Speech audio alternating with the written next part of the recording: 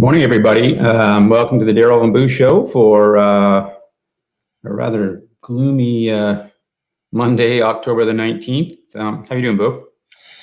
Yeah, good, thanks. It is gloomy out there. Didn't really get out to too much this weekend. Well, actually, we did do family photos outdoors this weekend, so that was it was a little bit muddy. We were in some blueberry fields, being pit meadows. There's a lot of those around here, so we did a bunch of that. But yeah, the weather wasn't that great. I didn't have my mountain bike back yet anyways. I think last week we left off with my mountain bike broke.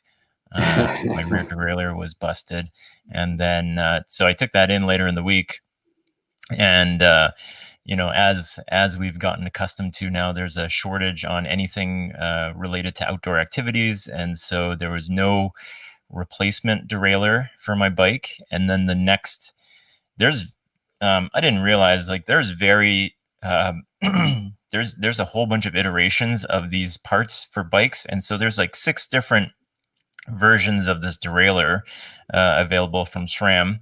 The one that came on my bike is like the basic OEM one, and then there's 5 different other versions of it. So mine wasn't in stock. The next one up, more expensive, wasn't in stock. The next one up, not in stock. And so I'm at the level 4 derailleur that I've had to order now, which cost a good chunk of what my bike actually cost in the first place. But now I will actually have a bike within the next day or so. So we'll be back to talking about bikes next week. But yeah. Otherwise, how was your weekend? Yeah, it was nice. I missed the Tuesday edition last week that you ran solo. So last weekend, when you were talking about mountain biking out in your area, and I know you grew up in Chilliwack, we for the long weekend, Thanksgiving weekend, we rented a house with some friends that we have. We've got a group of really good friends that we do lots of activities with that I probably talked about over the years, but made it a bit of a tradition on Thanksgiving to go and rent a house somewhere. So sometimes Sunshine Coast, over in Victoria, Salt Spring, and just kind of have a fun Friendsgiving and cook a big turkey and all that kind of stuff. So we did it out in Chilliwack this year, up in the area that they call the Falls. So up in the hills. Really, this place was actually quite unique. It had, I'm trying to remember all the things. It had a frisbee golf in the backyard. It had a pitch and putt golf, like night golf, you could actually play. There was a giant kind of life-size chessboard outside that you could move these giant chess pieces around. Wow. And anyways, just all set up. It had an arcade and a gym, and overlooking the valley. So I'd been up there years ago golfing at the falls, but never been up there obviously to stay. But beautiful area. I just went for a walk one morning, and the view that you have over the valley and the mountains on the other side of Mission is gorgeous. So anyways, kind of a plug there for your hometown of Chilliwack. It was a fun weekend. And yeah, this weekend was a little more relaxing. We went out and voted, got that kind of out of the way, so we weren't fighting the crowds next weekend. I think my wife's out of town next weekend, so got that done, and got out for a little run. And for the first time in, I don't know, I was saying to my wife, we actually went out and kind of shopping for clothes. My wife did not take time off of that. That's a daily activity for her. But for me, I don't think I'd done that since before COVID. So it would be like 6 months since I'd even gone out to a store and looked at clothes. So that was a bit of a interesting thing. But yeah, nice relaxing weekend.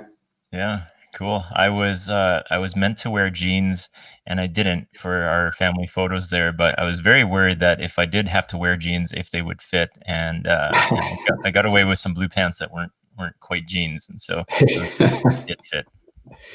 Yeah, I'm sure you're in the same boat as a lot of people right now, just who have been wearing sweats for 6 months, Yeah. myself included. So we've got a return guest, which I'm excited to catch up with. It's been actually quite a number of months. We've got Bill Hunka on from HashiCorp. I know he's been a busy guy over the last number of months since we've chatted with him. So why don't we bring on Bill and get caught up? There he is. Hey guys, had a little bit of had a little technical difficulty, but back on. So nice to be here. How's it going, Jen? Good. Good morning. Good to hear you. You're crackling up a little bit, Bill, but we'll push our way through this, and hopefully it'll get a little bit better here. Yeah, I hope it gets better. If it doesn't, happy to head to a different part of the house with hopefully better Wi-Fi. I think, hey Boo, I might need your help to help me run some Cat 5 right to my office spot here. I think I have to drill through the floor.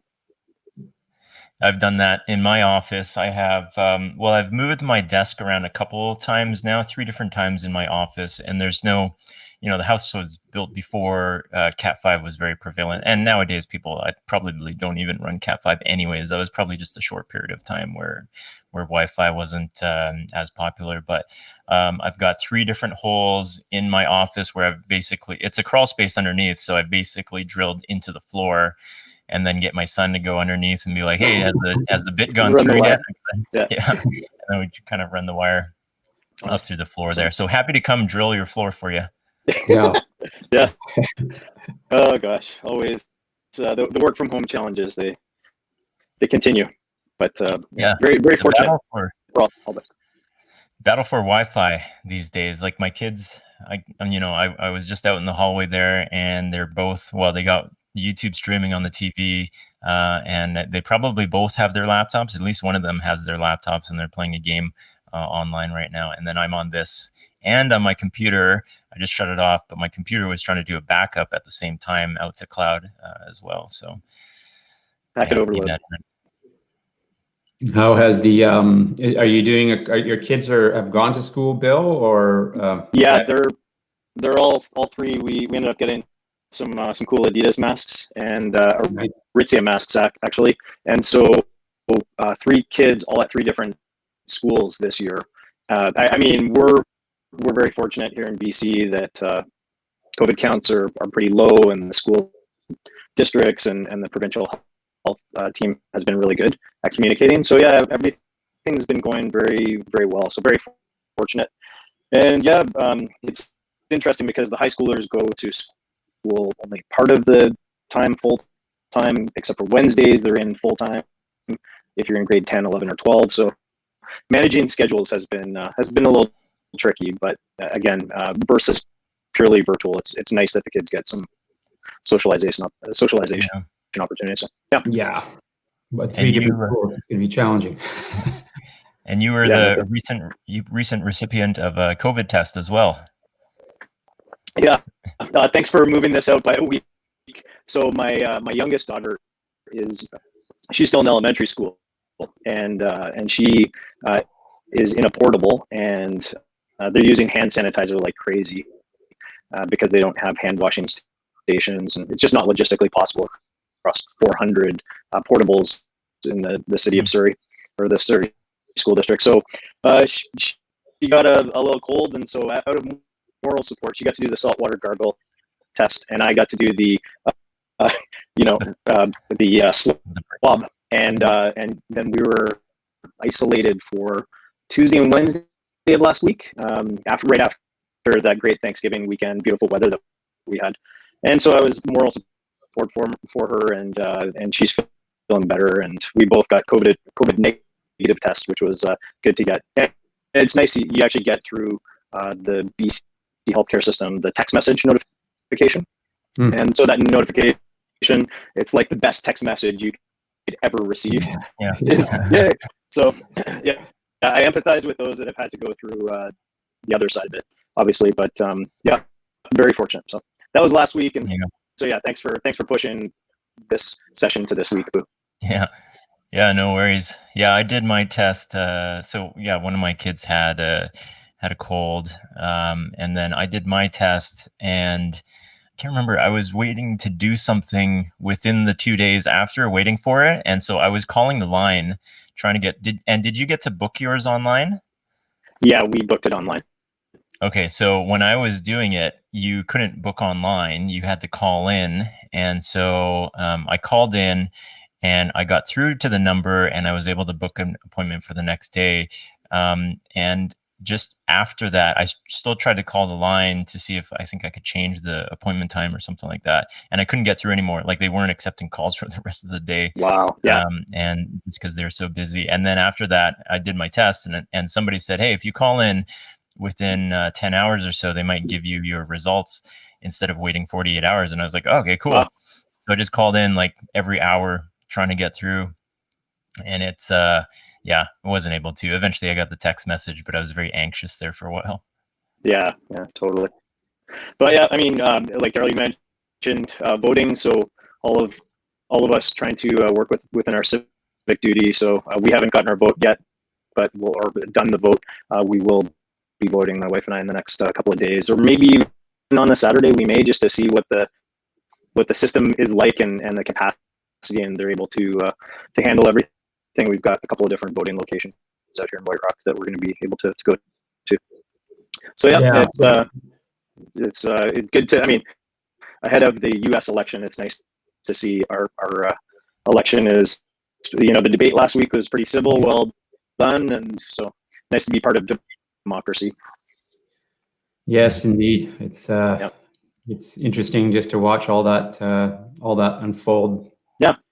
To the south of us, but yeah, I was quite impressed with in the pre-voting place was no lineup whatsoever, very well organized, sanitized, completely set up so that whatever you were touching was if you had, even the pencil was removed, and good. So there was zero opportunity for any sort of issues around COVID while voting. So awesome. Yeah, pretty impressive. Okay, good. Yeah.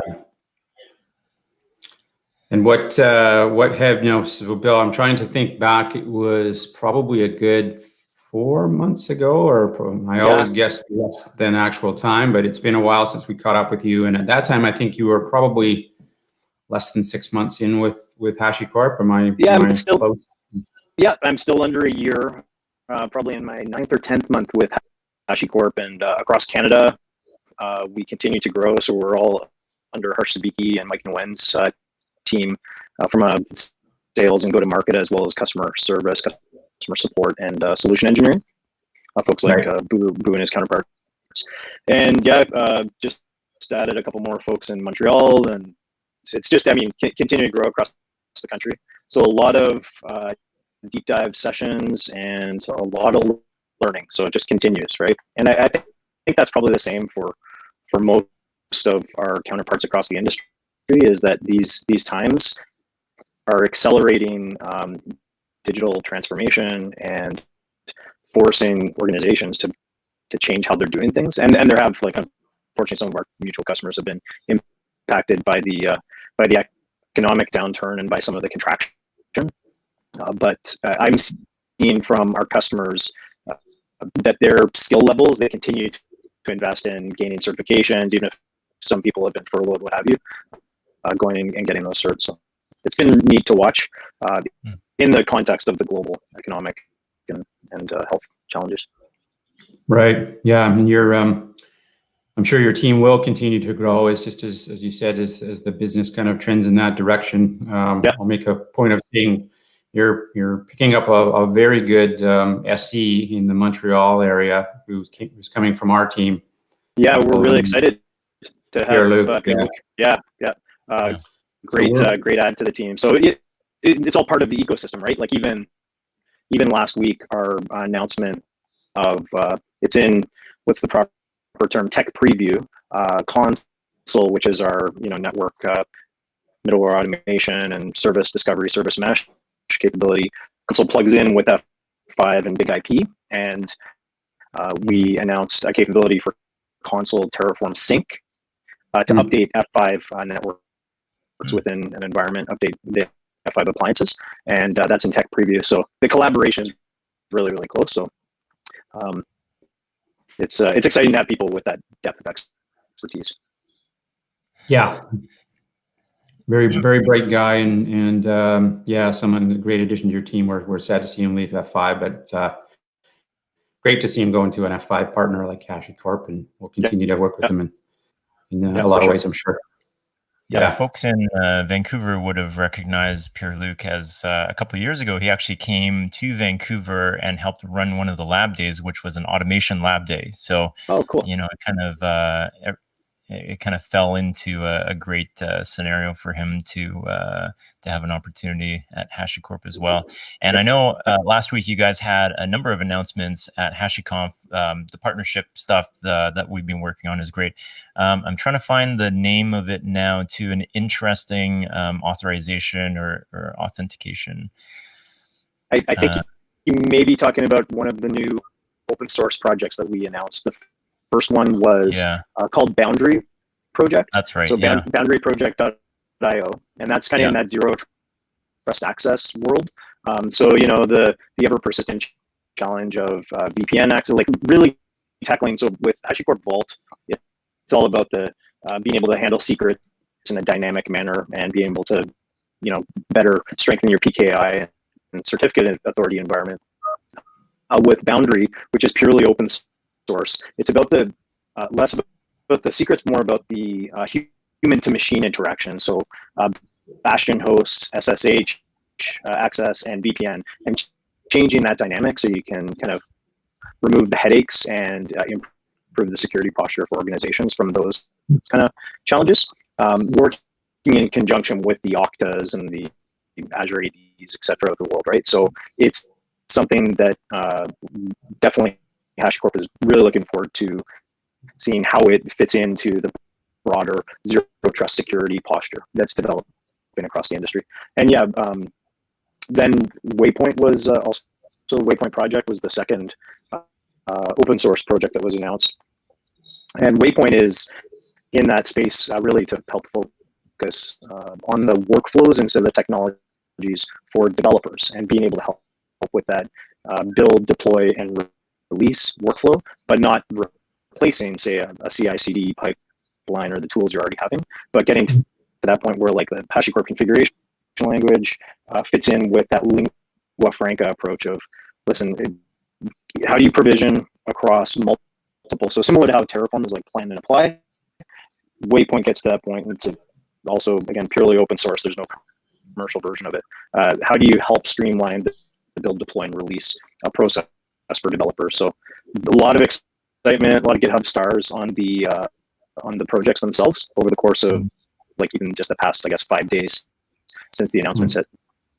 Yeah, that's really cool that you guys measure success based on, or at least maybe partially based on, GitHub stars as well. Yeah, the enablement of the community is so important, because you kind of see that the snowball or the network effect, right? And the more people are able to contribute to these open source projects and have a stake in them, like not every customer that's using Terraform, they may be using Terraform in its open source world, not the Terraform Cloud or Terraform Enterprise, but Terraform as an ecosystem is building so rapidly around the world. And with, I don't know what the number is, over 40 million downloads globally. I think it's even increased from that at this point.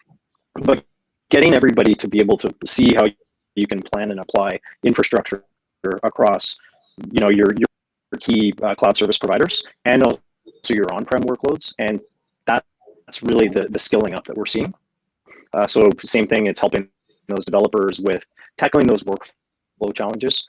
And how do you get out of the bespoke is fine, but if you can get to a point where you're in streamlining, you can just help with that productivity angle, and that's what we really are trying to do. Yeah. You guys did you just have your customer conference? Yeah, HashiConf Digital. So yeah. it's amazing. So it would have been held physically in San Diego. It's similar to F5 and your event earlier in the year. There probably would have been around 1,500, maybe 2,000 people in person in San Diego. Globally, we had over 12,000 people register, and HashiCorp has actually built its own conferencing platform. So there's an integrated Q&A, a lot of different live streaming sessions. Obviously, there's some fun challenges that our events and digital team have done just amazing jobs on how to deal with content. The core production studio is out of Amsterdam.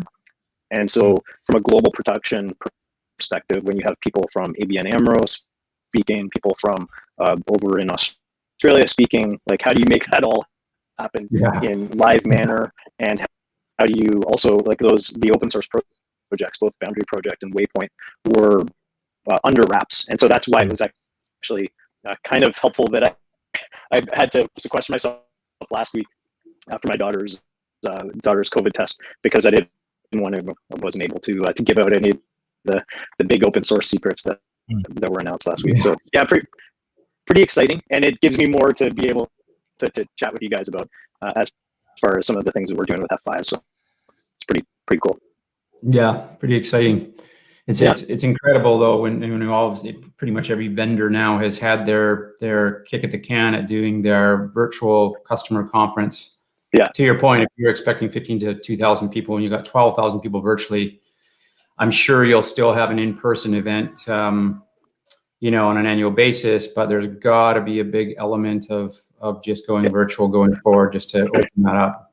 Well, and so think of F5 and Nginx, right? Nginx as the global standard for kind of that web proxy in the front end side, and F5 global leader in the load balancing, application servicing.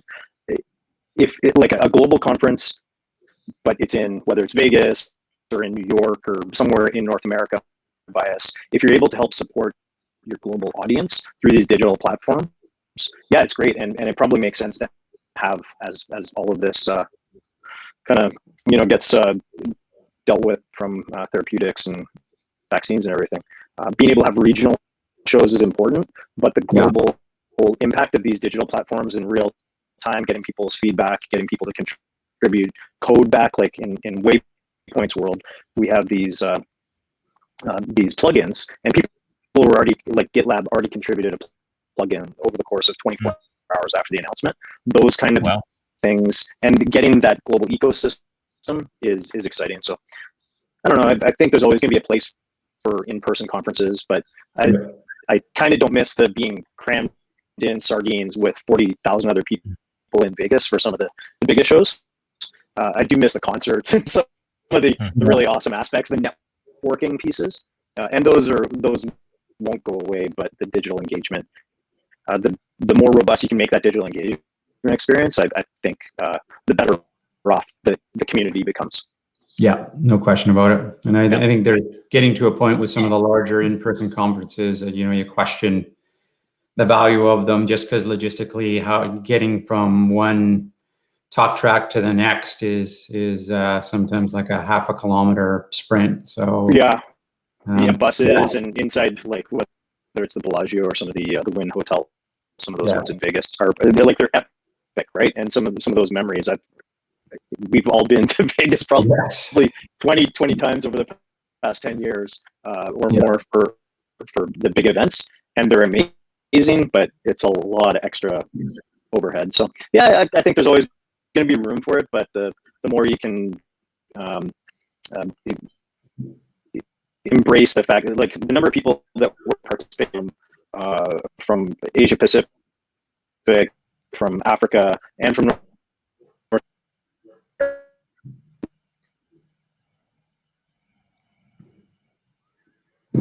So might have lost Bill there. Yeah. I would pick up on that point though, in that right now we're thinking a lot about digital transformation and accelerating that. And so for somebody to say, hey, I'm going to learn a bunch of stuff at this conference that's in person and it's 4 months away, and I've had to beg my management to actually get to that conference. Whereas it could be a matter of, hey, I'm jumping on this conference that is happening next week. I'm going to have the information, and I'm already at my laptop in my work setting anyways, ready to do work. So I can learn something in 1 hour, and then the next hour I can immediately apply whatever it is that I've learned. And then for that business, they get to move that much further ahead in what they're doing. And that business that was waiting for that physical conference or that physical training session that's months away, their business is months away from realizing whatever profit it was that they're going to make off of this app that they're going to move forward with. So, it becomes so much more important to be able to deliver fast and freely these days with tools like all the ones from HashiCorp to deliver on digital transformation. Yeah, no question. When no approval is required, you literally can just sign up for these things and begin learning within a week. So definitely, there's going to be a lot of good things that come out of all of this. This tough time that we're going through right now. There's going to be some real wins and gains, and that's one of them for sure. Yeah, I think we've got Bill back. Yeah, I mean, the gains like proctoring.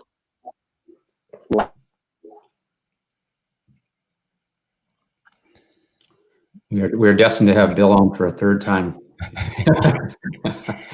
before too long here. Can you guys hear me? Can you guys hear me, or sort of back now? Sort of back. Yeah. I can see and hear you guys. Yeah, I think you're breaking up every few seconds now, Bill. So I don't know. Maybe we'll we're a couple minutes away from winding it up anyway. So maybe we'll just say thanks for joining. We'll definitely have you on again. We'd always great to catch up with you and learn more about what's going on with HashiCorp and what's going on with your world, but also what's going on between F5 and HashiCorp. Some great things over this year, and I'm sure next year is going to be more of the same. Yeah, you bet. Okay, I'm sorry about my Wi-Fi connectivity. I am going to plug in to Ethernet right beside my. It won't be as the same picture. I'll put a virtual background behind me for the next session. But sorry, guys. Definitely. Yeah.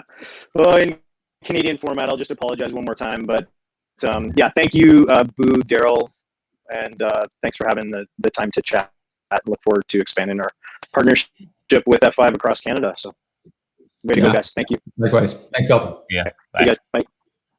Thanks for checking this out today. If you're watching via YouTube right now, go ahead and click subscribe down below. Also click the bell for notifications. That way you will find out when we are dropping a new video or when we're going live.